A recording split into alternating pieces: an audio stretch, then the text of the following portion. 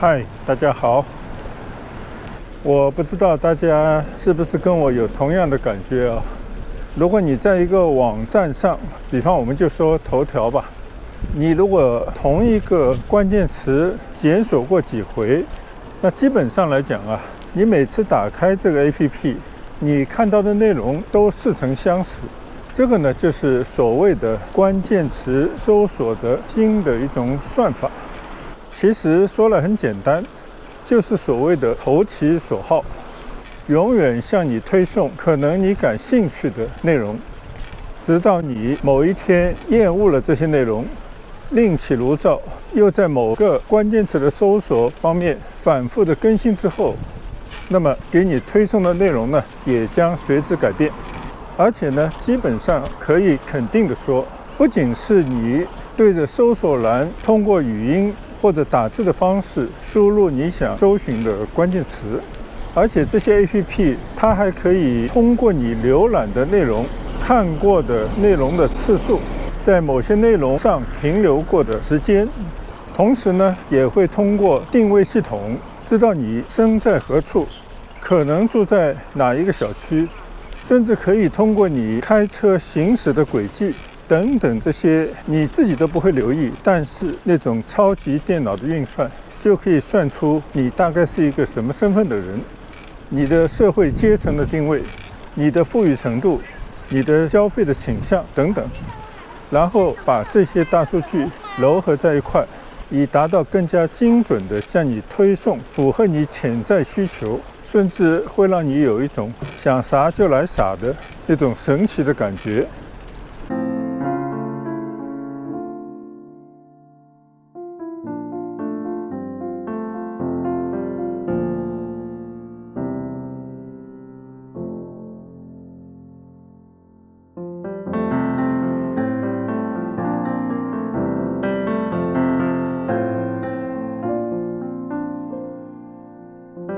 其实呢，说白了，就是在这个由看不见的网络组成的世界里，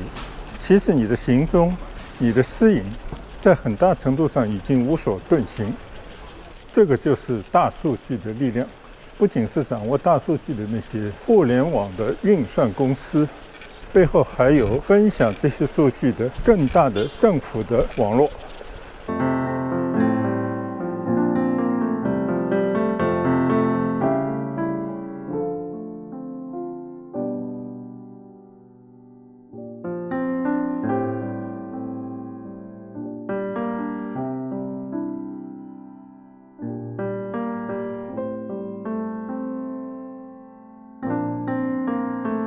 最早作为一线城市最头痛的一个治安的问题啊，比方说以前在广州就存在有这样的治安的黑点，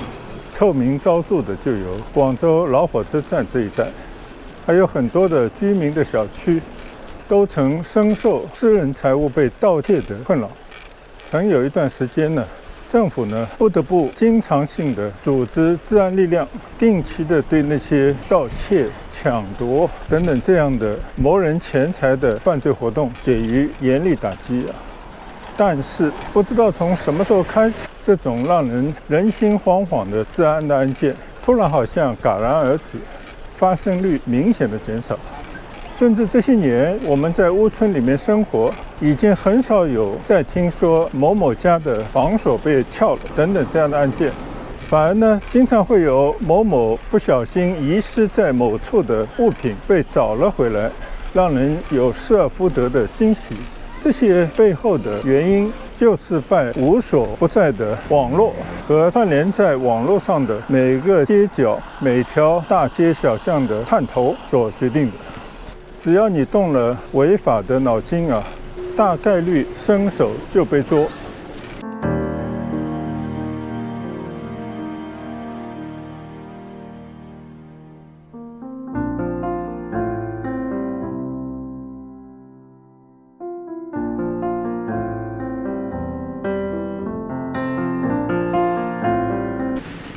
对此呢，我深有体会啊。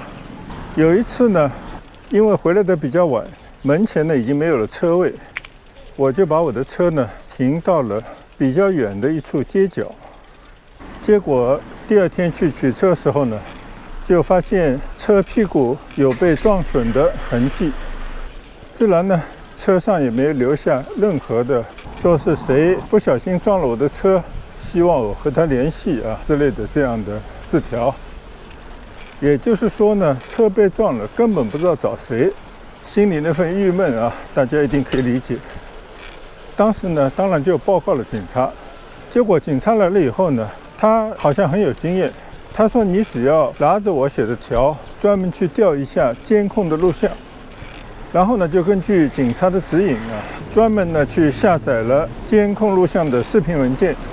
回到家里呢一段一段的放映出来，最后呢果然找到了肇事的车辆，原来呢是一家快递公司的送货车，而且是一辆大车。他在倒车的时候呢，不小心就撞到了我的车，而且从视频当中发现，他其实是知道他撞了车，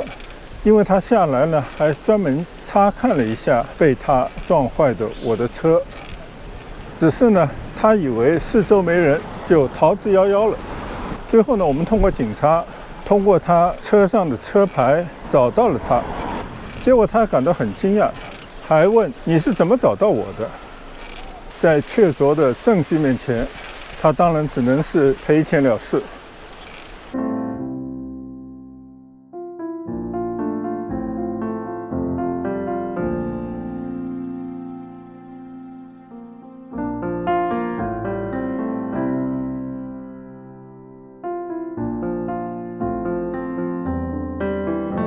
通过这件事情呢，我就知道现在为什么像这些偷鸡摸狗的光天化日之下这种街头的犯罪越来越少了呢？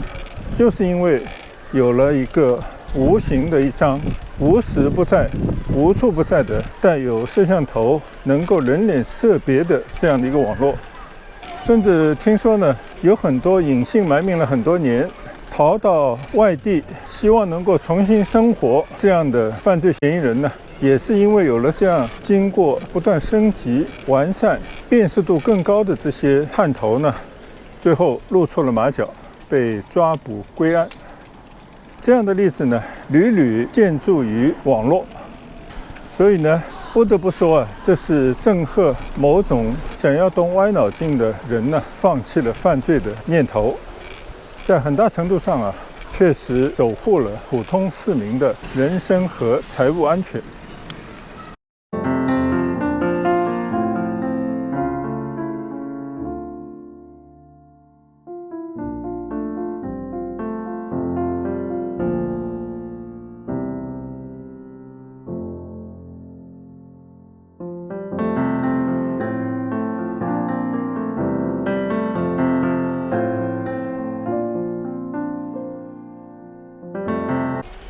聊了一阵有关网络越来越高级的这些算法，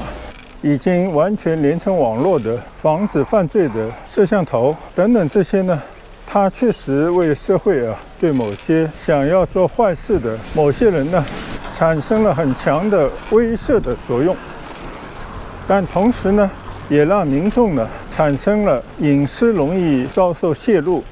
自己不想让人家知道的行踪，在网络上一时冲动发表过的不正当的言论呢，也同样的暴露在光天化日之下。谁也不知道自己到底有多少的秘密被人窥探。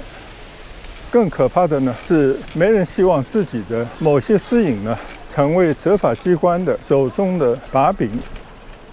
所以任何一件事情都有正反两方面，或者是给大家提供了一种更为安全的状况的时候，可能也要面对的一些个人的权益受到某些损害，个人的私隐呢有可能被暴露在别人面前的风险。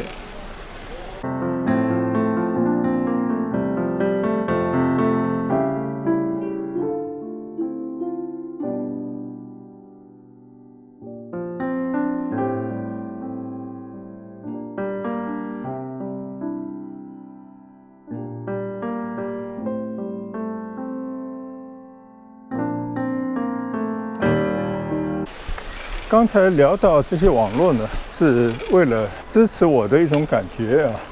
就是呢，我一开始说的，你在网上如果说对某一些内容有过几次相同的搜寻，或者呢，你对同一种领域相关的内容有过几次浏览的话马上它就会给你推送同样的一些内容。我相信很多人呢，只会为这种不劳而获得的很对自己胃口的内容呢感到神奇。相信不多的人呢才会去探究这个背后的逻辑，并且呢产生一丝的警惕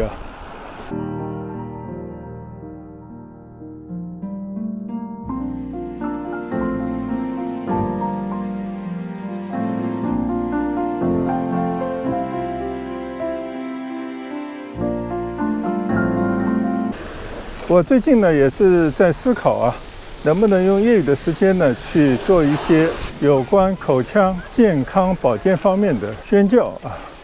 所以呢就想上网去了解一下这些民众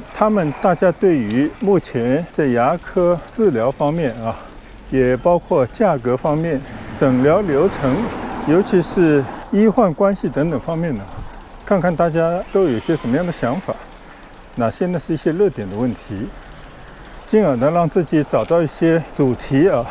并且根据某些主题呢展开来变成一些话题来跟大家慢聊一下。所以最近几天呢，只要我打开头条我看到的都是好像我想了解的一些牙科医疗领域的热门的话题。比方说最近最火热的就是关于种植体的定价的问题既然我看到了这样的内容呢，我也会点进去看一看这些内容后面的跟帖，网友们的一些发言，还有他们表达的观点。基本上都不用说大家呢总觉得牙科医疗的治疗费用不菲，尤其是现在热门的对于那些缺失牙患者来讲最渴望最需要的种植牙修复这样的手术，这样的治疗的费用一面倒的觉得价钱太高，实在承受不了。基本上没有一位是怪罪自己多少年来没有保护好自己的牙齿养成良好的口腔卫生、自我保健的习惯。当然就更不用说定期的去见牙医，得到这样的一种护理，并且呢在有小问题的时候呢及时得到解决，从而呢避免没到年纪呢牙齿就已经脱落也就是说没有一个人去自省自己应该承担的责任但是呢这个不是我今天议论的话题而是说呢关于牙科这个定价本身。确实来讲呢，在中国这个医疗的定价，尤其是牙科方面定价呢，完全是一笔糊涂账。到现在为止医院里面基本上还沿用着50、60年代当时以这种计划经济为主导，以为人民服务为宗旨的这样的一种定价那么在这样的一个定价的方案当中，因为资源实在有限能够服务于病人的医生更是少得可怜。那么也就是说呢，这样的类似白送的医疗服务价格，肯定无法体现医疗服务的主体医护人员的价值。同时呢，广大的老百姓也不大可能在有限的资源底下呢得到被服务的机会，反而呢是那些有相当层级的官员，他们呢优先可以享受这样服务资源。原本呢应该拨乱反正，让整个的这种医疗的价格体系的定价还以原来的面目，也就是说最大程度的体现医疗本身的价值和医护人员的真实的专业的价值。可是呢很显然这个是不能够完成的任务，因为呢这些价格动一发牵动全身。医疗价格问题绝对不是一个医院自己能够说得算的问题，上到发改委，下到每一个省市的定价部门，有很多的关卡。旧的定价的改动，其难度远远超过这种新技术的开展和新材料的引进。最后呢，只能以一种折中的办法，就是老的价格即便不合理，也尽量不调整或者少调整。而对于新的技术的展开、新的设备投入所需要的成本、新的材料的使用，这趋向于与市场同步，尽可能的一步到位。因为如果把这些新的技术、新的材料、新的设备产生的这些成本，还像以前那样的任意的用计划经济的手段来硬性规定的话，那么无疑医院成本的窟窿就没法填补，医院的医护人员、工作人员的价值体现就无法得到满足。可想而知啊，他们将会以什么样的一种面貌呈现在广大的病人面前。也可能有人会觉得，完全可以在体现医生的劳动价值的前提底下，由国家为老百姓看病买单。对于这样的问题，除非又回到5米熬稀粥的年代，或者呢，在梦想中的物质极度丰富、医疗资源再不紧缺的时候，才会实现这样的梦想。而当下的现实是，大部分的公立医院虽然名义上都姓公，都是公家的资源，但是运营医院的资金，国家在逐年的减少。换言之，现在医院的运营的成本要由医院自己来承担，更不用说医院里面的医生、护士和其他的员工，他们也都是普通的人家的子弟，他们也希望能够得到更多的收入，来改善他们的生活，让他们的家庭日子过得更加幸福。所以呢，在国家投入不足，并且有可能是逐年减少，老百姓呢觉得时代进步，国家经济发展，理所当然的希望得到更好的福利，最好呢看病免费，所以也就无所谓价格高还是低。但是现实没有那么丰满，再加上呢，医院里头的医生、护士和其他的工作人员，他们呢也希望能够体现多劳多得的原则，所以呢，他们不希望这个价格定得太低，以增加他们的工作量，甚至呢，不管他们怎么做，也没有办法为自己赢得更多的收入。所以在国家主导的医院管理部门，通过医院管理和老百姓的诉求方面，再加上医生的价值体现，这个三方呢，就产生了一种博弈。博弈这个词呢，本来是对于双方而言，无非呢就是双方啊，一方进一方退，或者呢大家有进有退啊，达成一个双方的平衡就好。但是像医院啊、病人和医务工作者之间的三方的博弈啊，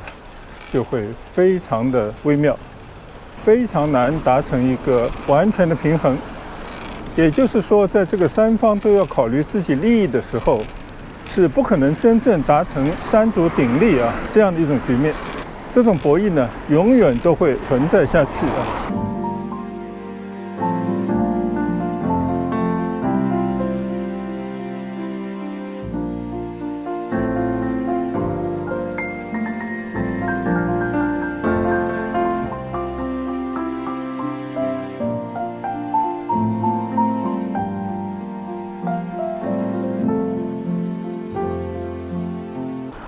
所以呢，我们今天一边骑行呢，一边也就是做一些闲聊，在网上啊形成的一些热点，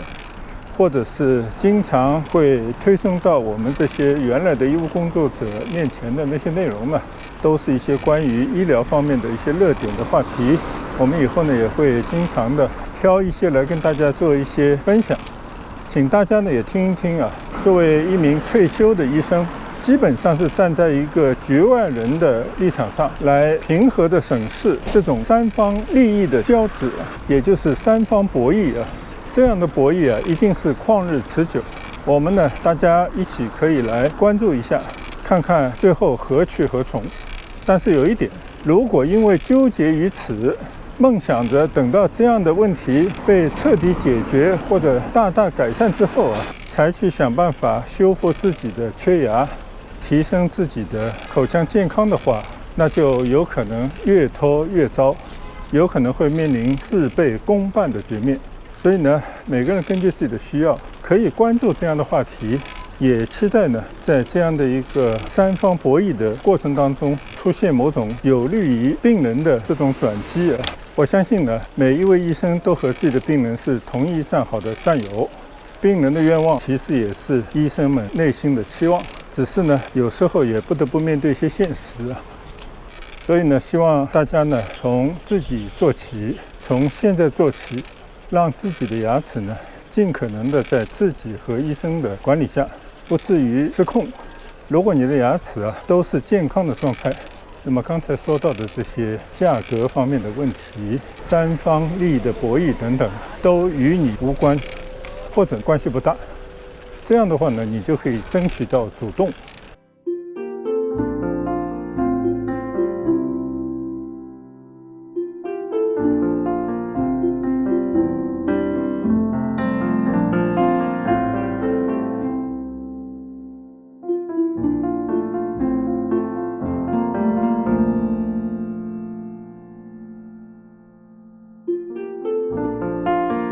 好了，今天的骑行呢，也跟大家聊了不少啊。